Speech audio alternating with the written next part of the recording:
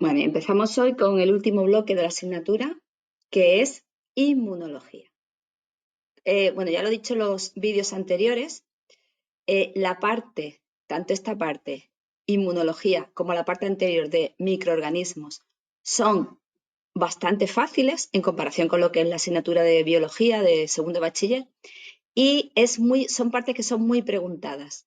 Entonces, os tenéis que preparar bien, según mi opinión, para sacar buena nota en selectividad.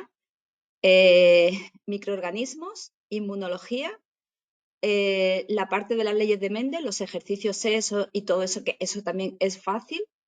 Y luego, por ejemplo, la célula, que también es fácil, ¿vale? La asignatura de biología es una asignatura un poquito con mucho temario y un poquito complicada, tiene partes que son bastante complicadas. Entonces, si quiero sacar un 10, evidentemente me tengo que preparar todo súper bien. Pero este año, estamos en el 2022, tenéis examen tipo pandemia, que el examen, pues os da más opciones para elegir. Yo me prepararía bien eso que os digo. Bien, la parte de la célula, la parte de leyes de Mendel, los problemas de esto de genética, los problemas de genética, microorganismos, inmunología. Lo demás también, pero eso súper bien. Y ya veréis cómo el examen cómo os sale bien. Bueno, pues empezamos con el concepto de infección. ¿Qué es una infección? Bueno, pues una infección es la entrada y posterior proliferación de un microorganismo patógeno en el interior de un organismo. Vaya, ya empezamos.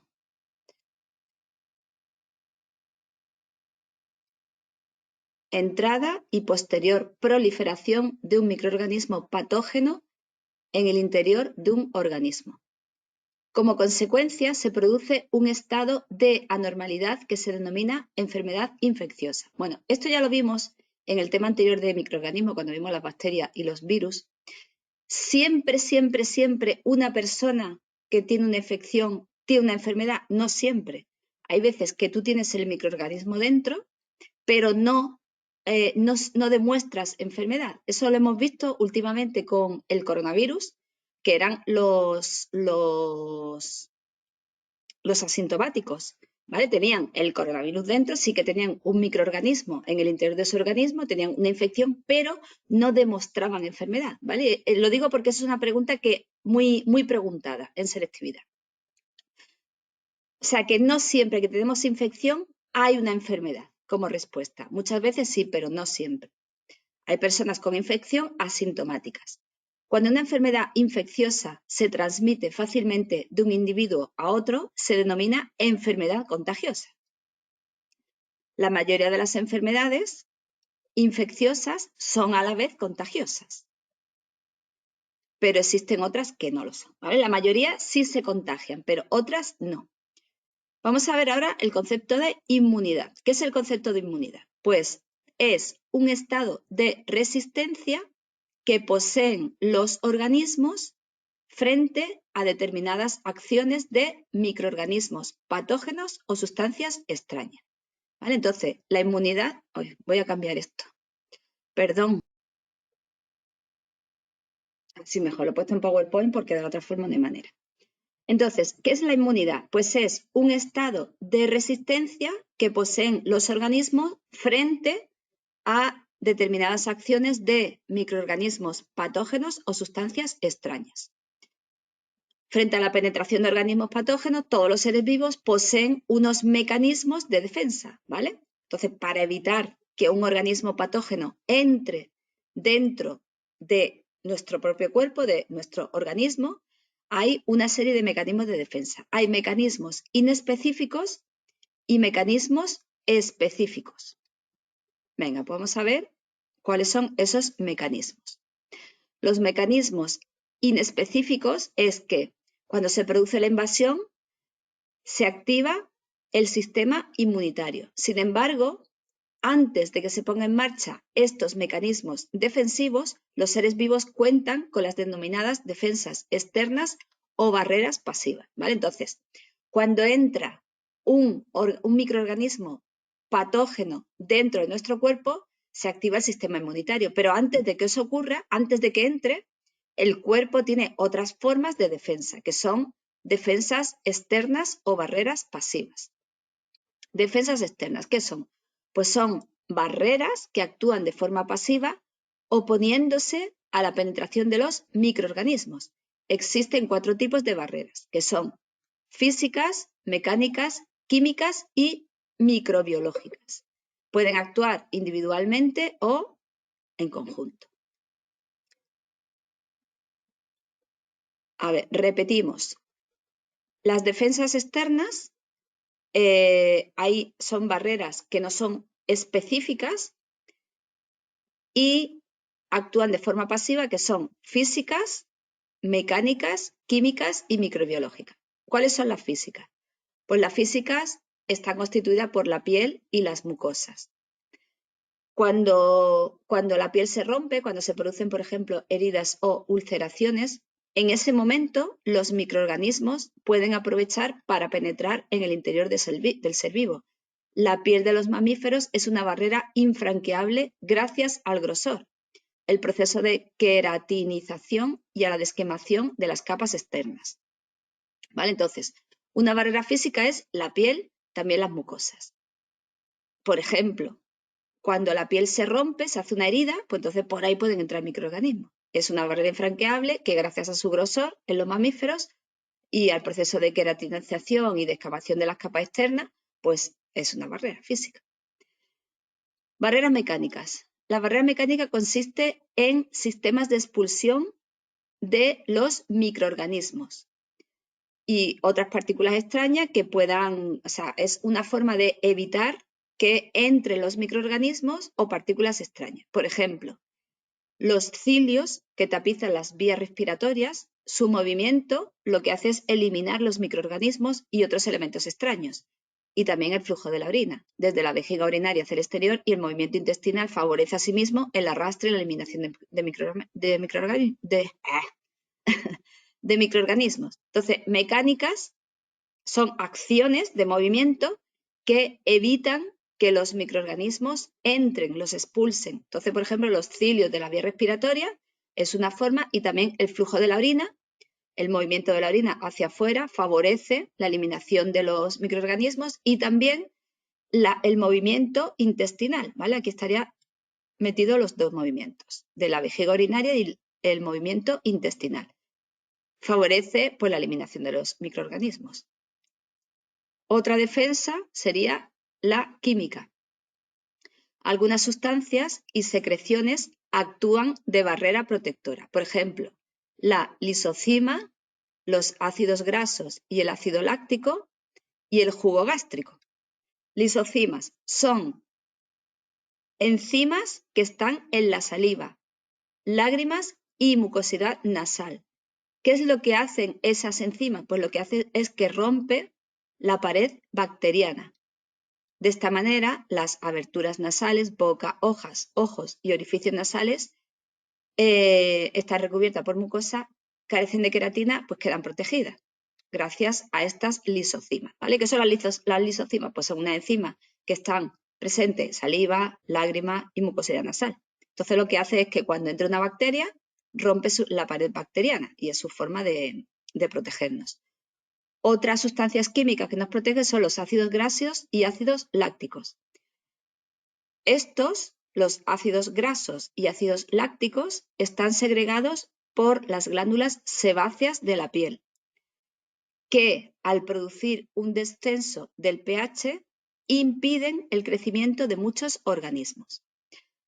Entonces, en la piel tenemos ácidos grasos y ácidos lácticos. Son ácidos. ¿Qué hacen los ácidos? Bajan el pH. Entonces, como consecuencia de ese descenso del pH, esto hace que no crezcan muchos microorganismos en la piel. Otro mecanismo químico es el jugo gástrico.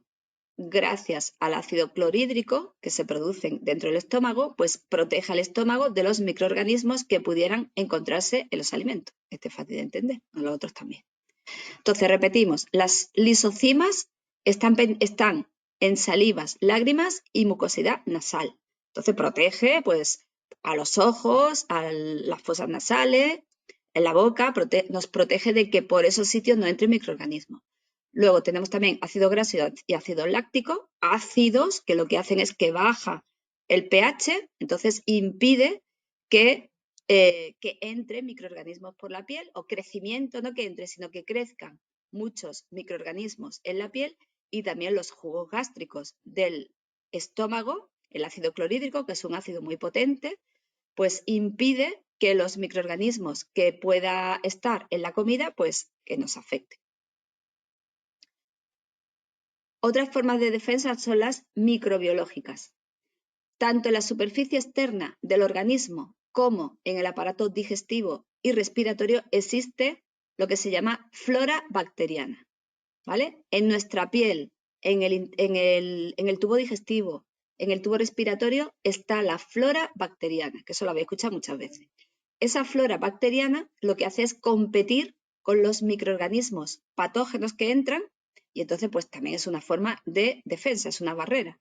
Los microorganismos presentes de una manera natural en ciertas partes de nuestro organismo, por ejemplo, las bacterias que forman la flora intestinal, impiden que otros se instalen, segregando sustancias o estableciendo competencia por los nutrientes.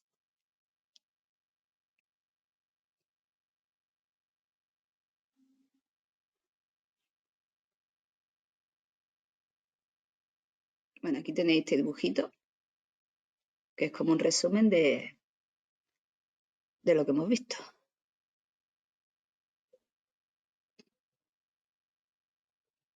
Bueno, además de las defensas externas que las acabamos de ver, hay unas defensas internas. Cuando los microorganismos patógenos o cualquier sustancia extraña entra dentro del organismo, atraviesa las barreras que acabamos de ver, las barreras externas, barreras defensivas primarias, y penetran en el interior del organismo, se encuentra una segunda línea defensiva, que son los fagocitos, ¿vale?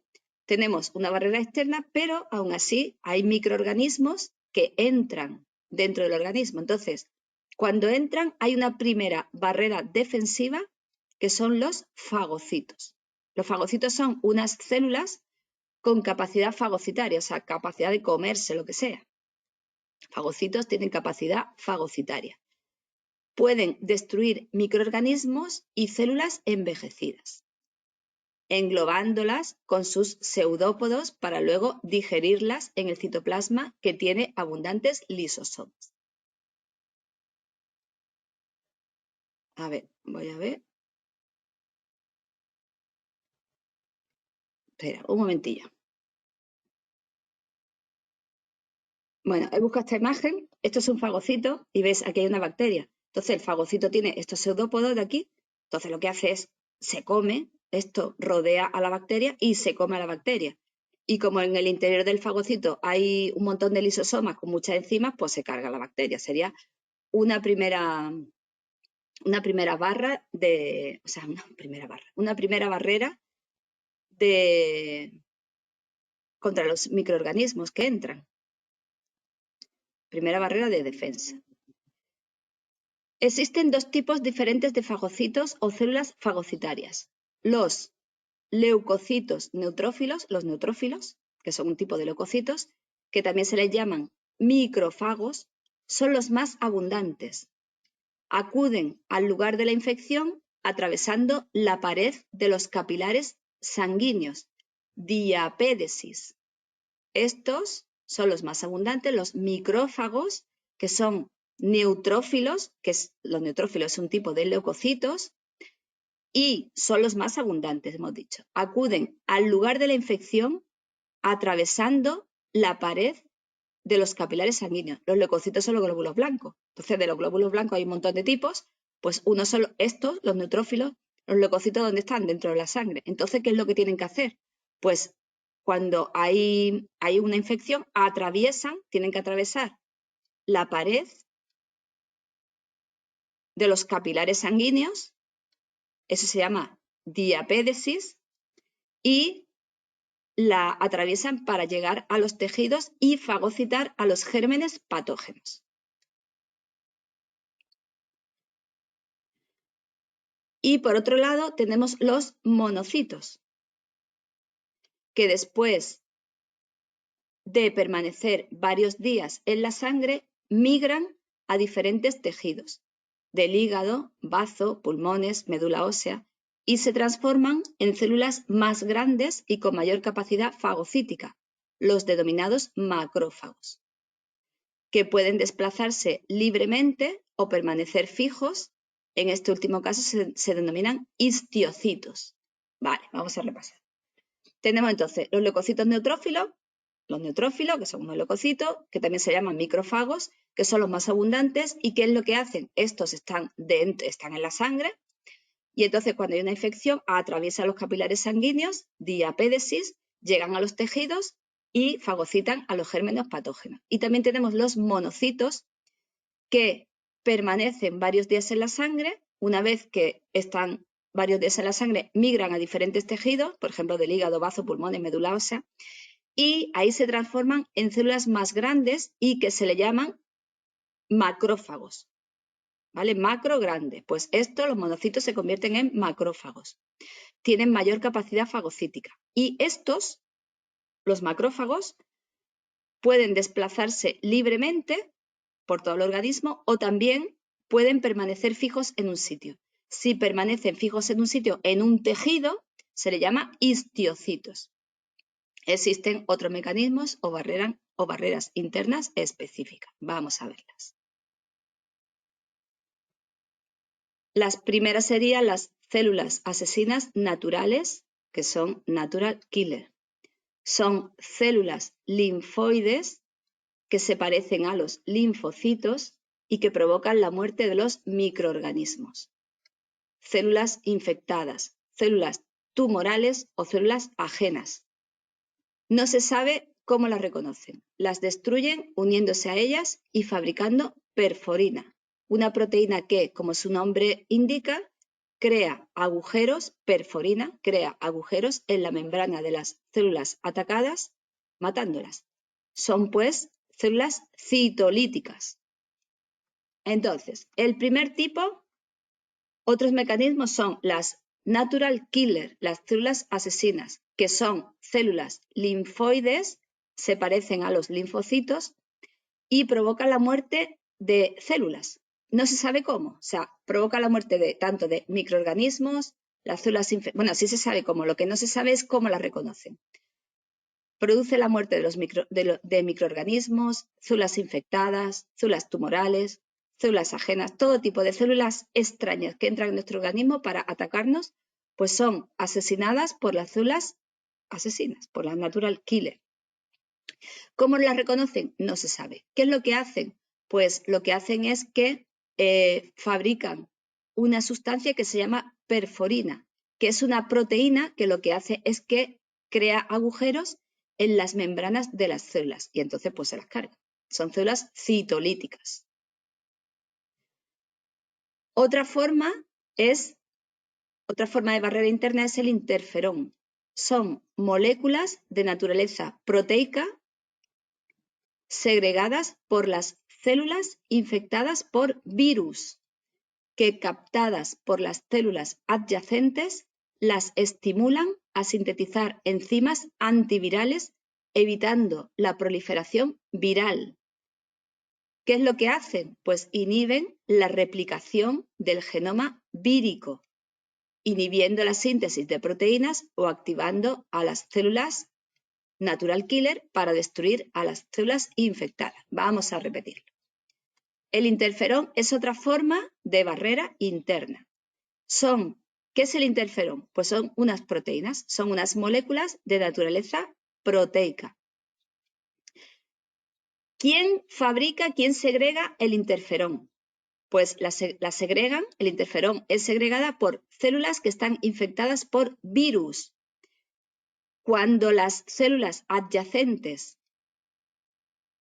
captan ese interferón, es como una especie de ayuda. Las células que están infectadas por el virus sintetizan interferón y es como pidiendo ayuda. Entonces, las células que están al lado, las células adyacentes, se dan cuenta y empiezan a sintetizar enzimas antivirales. ¿Y qué es lo que hacen estas enzimas antivirales? Pues evita la proliferación del virus, inhibiendo la replicación del genoma vírico y también la síntesis de proteínas o inhibiendo la síntesis de proteínas por parte del virus, o también el interferón actúa activando a las células natural killer, ¿vale? Vaya, se me mueve esto mucho. El complemento. El complemento. El complemento está formado por complejos macromoleculares de proteínas que se sintetizan en el hígado o circulan por la sangre, donde constituyen un 15% de la fracción de inmunoglobulina del suero. Repetimos. ¿Qué es el complemento? Pues es... Perdón, que estornuda. Bueno, el complemento está formada por complejos macromoleculares, ¿vale? Complejo de muchas moléculas, de proteínas. Estos complejos macromoleculares de proteínas se sintetizan en el hígado. ¿Y qué ocurre después de sintetizarse en el hígado? Pues circulan por la sangre y constituyen un 15% de la fracción de inmunoglobulina del suero. Se sintetizan en el hígado, son complejos macromoleculares, circulan por la sangre y constituyen, estos complejos macromoleculares de proteínas constituyen un 15% de la fracción de inmunoglobulina del suero.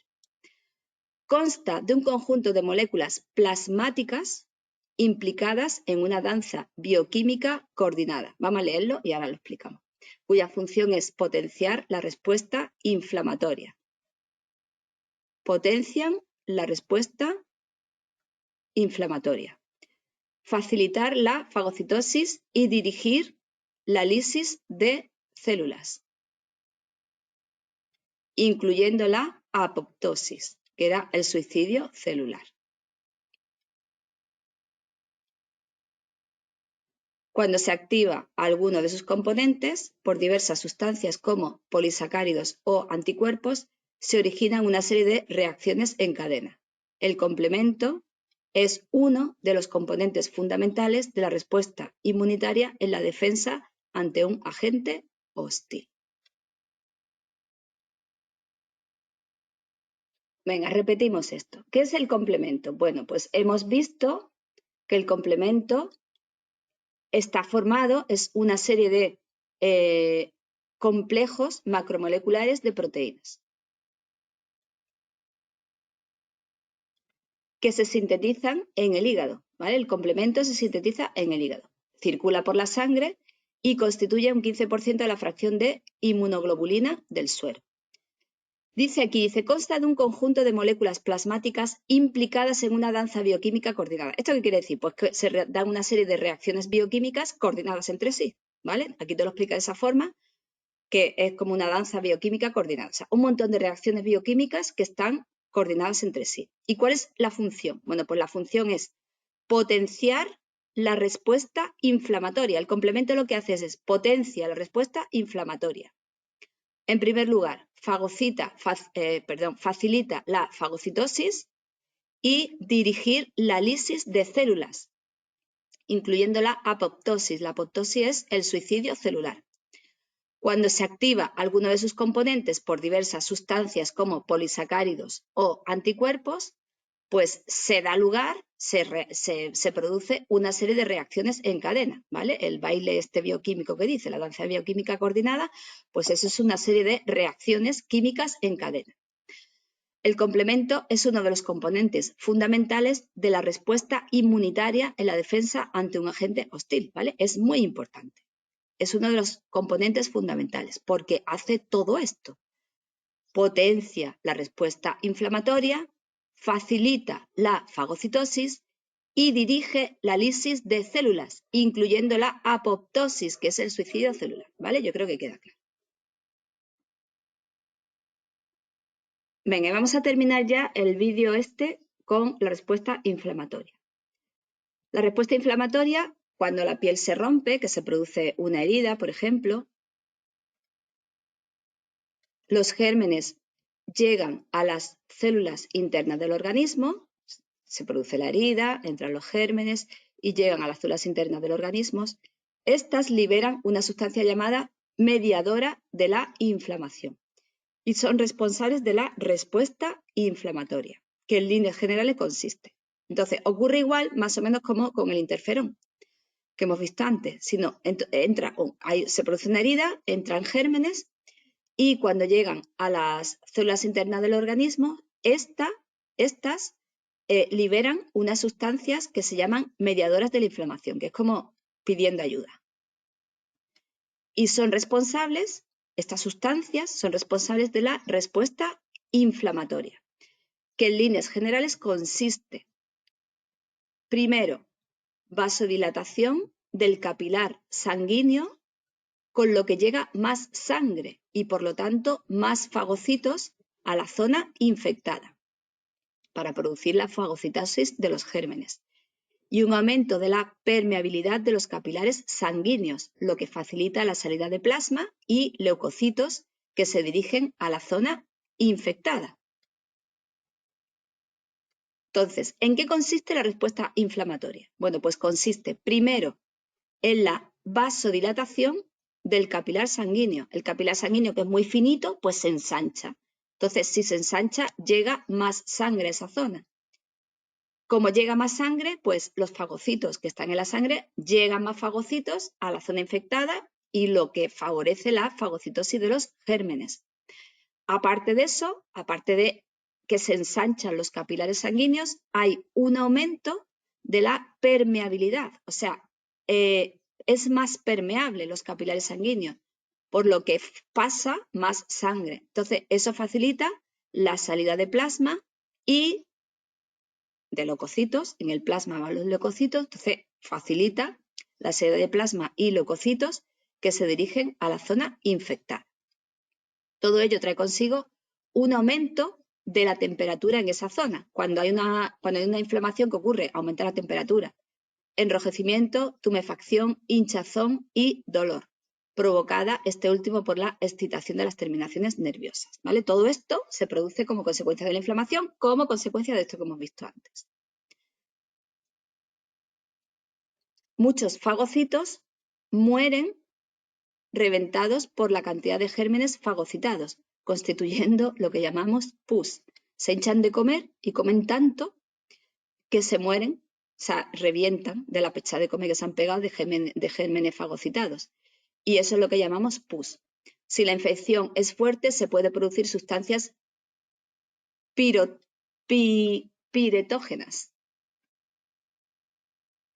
que hacen aumentar la piretógena de fiebre, ¿vale? Esto significa fiebre, que hacen aumentar la temperatura corporal, causando la fiebre. Esta favorece la movilidad de los leucocitos al tiempo que facilita el desarrollo de las bacterias alejadas de su temperatura óptima de crecimiento. Repetimos.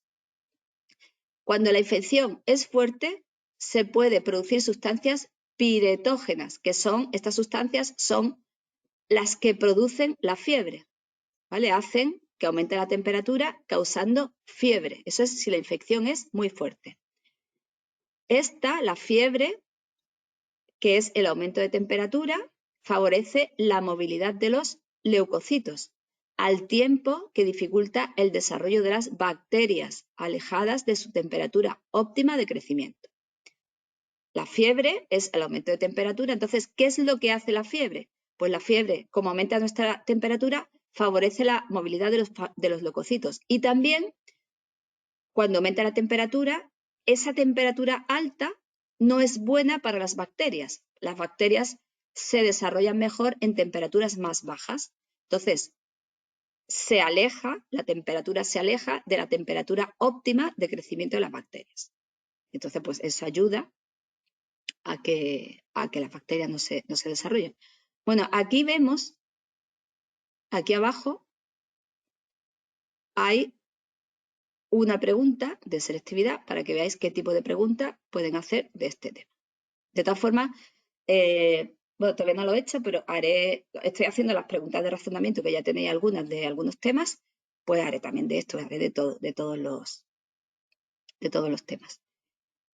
Dice, en relación con la figura adjunta, tenéis esta figura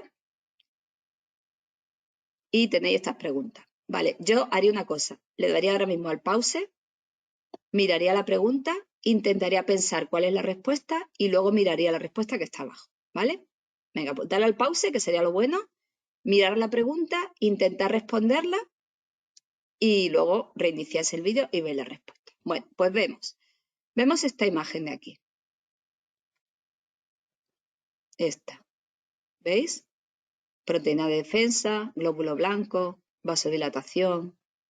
Vemos aquí, bueno, que ha entrado como un pincho o algo dentro de la piel y han entrado bacterias. Capilar, estos son los glóbulos rojos. Y me dice, nombre el proceso general que se representa en la imagen. Pues eso sería una respuesta inflamatoria. Indique la acción que realiza la célula señalada con el número 1.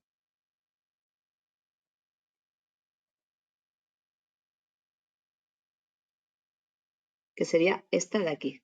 ¿Veis? Como el dibujo que enseñé yo antes. Y el tipo de célula, ¿de qué se trata?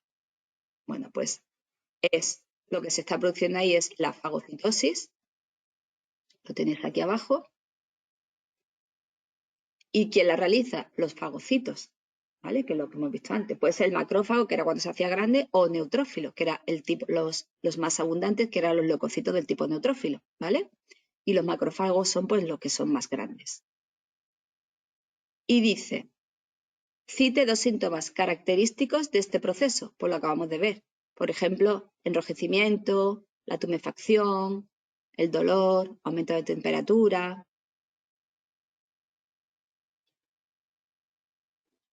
Describa la acción señalada con el número 2. La acción con el número 2 sería esto de aquí. ¿Veis? El 2 está aquí. Aumento de la permeabilidad capilar que permite la salida de leucocitos que se dirigen a la zona infectada. ¿Vale? ¿Veis? Estos son, te dice que son los capilares. Esto de aquí, esto es un capilar. El capilar es, por dentro está los glóbulos rojos, glóbulos blancos y todo eso, que son estas células de aquí. Entonces, te dice que en el número 2, ¿qué es lo que ocurre? Pues lo que ocurre es que ha aumentado la permeabilidad del capilar, que es esto, entonces favorece la salida de leucocitos y se dirige a la zona infectada. ¿Vale? Los leucocitos se dirigen a la zona infectada. El B dice, explique las consecuencias de la vasodilatación. La vasodilatación aumenta, lo acabamos de ver también, permite un aumento del riego sanguíneo y la mayor afluencia de glóbulos blancos y moléculas defensivas a la zona afectada. Indique si este proceso forma parte de las defensas específicas o inespecíficas.